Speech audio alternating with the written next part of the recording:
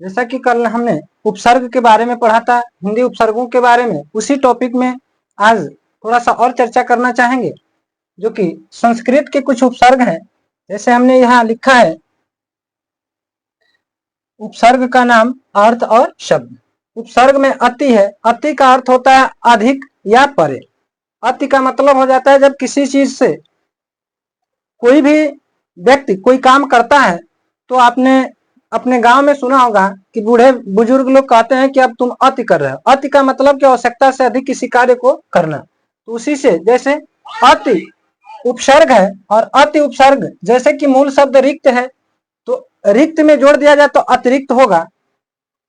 चार में जोड़ा जाए अत्याचार, तो अत्याचार हो जाएगा अति अत्याचार। उसी तरह से अधि उपसर्ग है। अधि उपसर्ग, इसका मतलब होता है प्रधान या श्रेष्ठ, और कार शब्द में जोड़ दिया गया तो अधिकार हो गया, यानी आप उसके मालिक हो गए। श्रेष्ठ अधिवास, अधिवास का मतलब, वास का मतलब होता है निवास करना, और अधिवास माने आप उसके मालिक हैं, अधिवास। उसी प्रकार से अनु, अनु का मतलब होता है, जैसे कहा जाता है अनुज, अनुज का मतलब होता है छोटा। अनु माने होता है पीछे। अनुज, अनु का मतलब होता है अनुज, अनुज से अनु ज, अनुज में होता है छोटा, अनु माने होता है पीछे, जो पीछे पैदा होता है उसे अनुज कहा जाता है, तो पीछे या समान होता है। तो अनुरूप, अनुशासन, शासन में अनु को जोड़ा जाएगा तो अनुशासन बनेगा। रूप में अनु को जोड़ा जाएगा तो अनुरूप हो जाएगा। उसी प्रकार से अप है। अप, अप का अर्थ होता है, शाब्दिक अर्थ होता है बुरा या विपरीत, तो कार में अप जोड़ दिया गया, अपकार बन गया। मान में, मान सम्मान जिसको कहा जाता है, उसमें अप जोड़ दिया जाता है तो असम्मान या अपमान कहा जाता है, उन्हें किसी के सम्मान को ठेस पहुंचाना अपमान हो जाता है। उसी प्रकार से अगला है उपसर्ग का नाम दूर। दूर में होता है कठिन या बुरा, ये होता है दूर या कठिन। दूर का मतलब होगा दुराचार, यानी अच्छा आचरण न करना, दुष्ट, दुर्व्यवहार, जो अच्छे तरीके का व्यवहार न करना, ये शब्द हैं। अब इनमें ये आपके अभी एक अभी अभी उपसर्ग है। अभी उपसर्ग, अभी में होता है पास या सामने, इसका मतलब होता है अभिमान या अभिकरण। ये शब्द बनेंगे। सत्य से, सत्य में होता है अच्छा या सदाचार, सद्भाव, सद्गुण, इस तरह के शब्द हम बना सकते हैं। तो प्रश्न की जो कोटि होती है, यानी दे देगा इसमें, जैसे मान लीजिए कि पूछ रहे कि मूल, मूल शब्द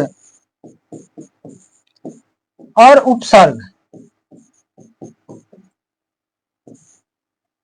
या सीधे सीधे पूछता है कि जैसे ये दे देगा सद्भाव, सद्भावना, सद्भावना में पूछेगा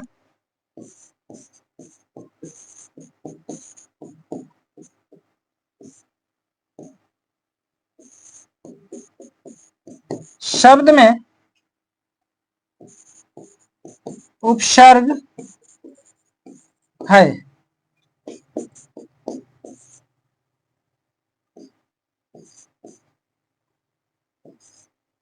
सद, सत्य,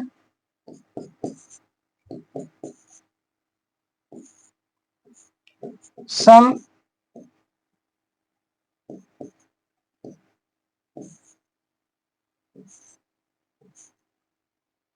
सौ, इस तरह से विकल्प आपको दिखेगा। तो सद्भावना शब्द में जैसे कि आप कह सकते हैं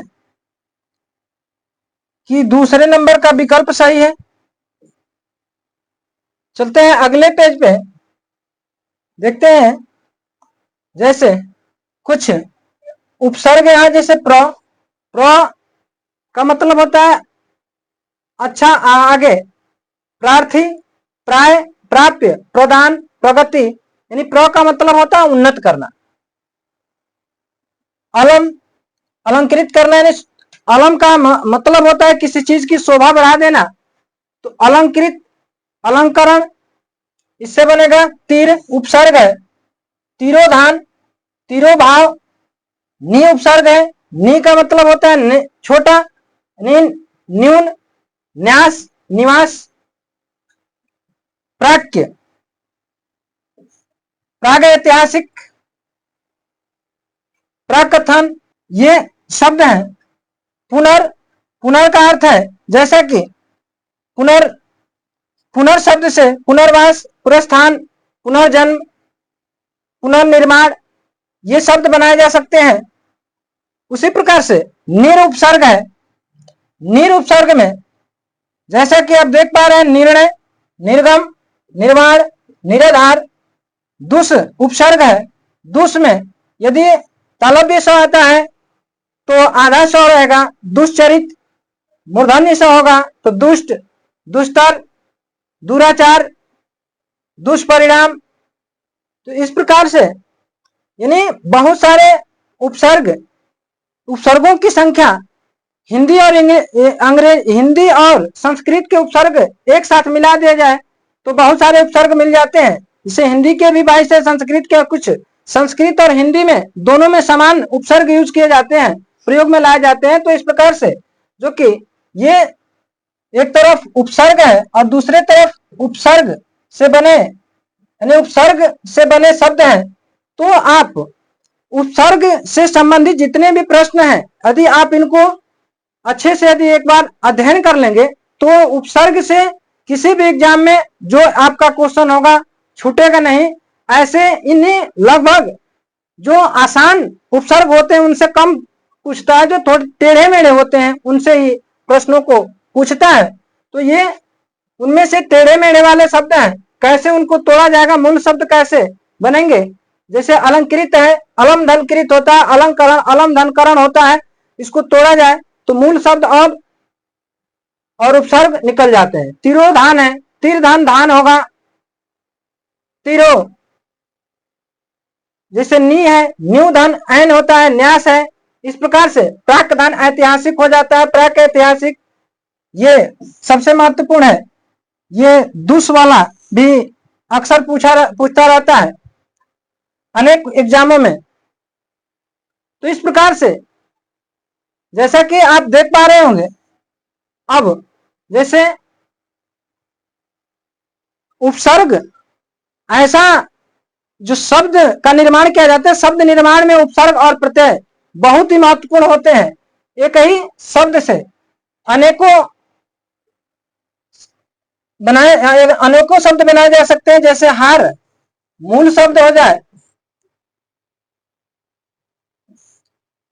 तो हार में जैसे आप देख रहे हैं, उप जोड़ेंगे तो उपहार होगा, बी जोड़ेंगे तो बिहार होगा, नी जोड़ेंगे तो निहार हो जाएगा, सम जोड़ेंगे तो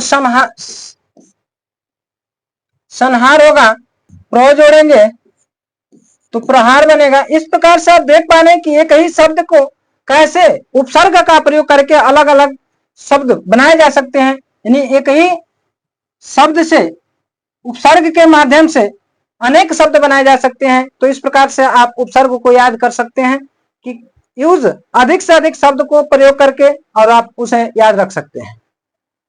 सर उपसर्ग है।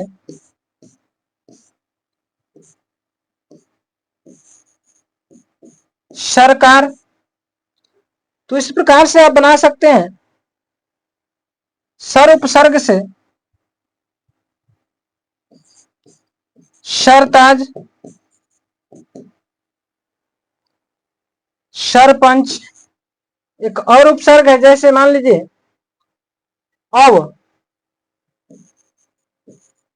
अव से बनेगा अवतार, अवतरण, अवकाश। ये शब्द बन सकते हैं इस प्रकार से। उसी प्रकार से एक और उपसर्ग है स्व, जैसे स्वावलंबी, स्व अध्यायी, स्वामी, स्वरूप, स्वजन। इस तरह से अनेकों शब्द बनाए जा सकते हैं। इसी में आता है एक और उपसर्ग, जैसे अंतर। अंतर एक उपसर्ग है। जैसे शब्द बनेंगे अंतर्गत, अंतरराष्ट्रीय, अंतर जातीय।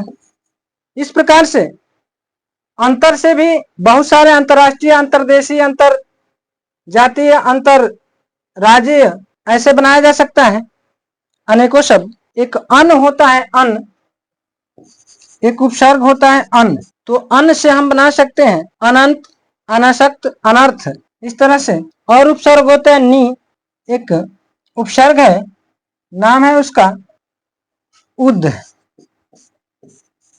इससे शब्द बनेंगे आपके उत्क्रम, उत्थान, उत्पाद, ये शब्द बनाए जा सकते हैं।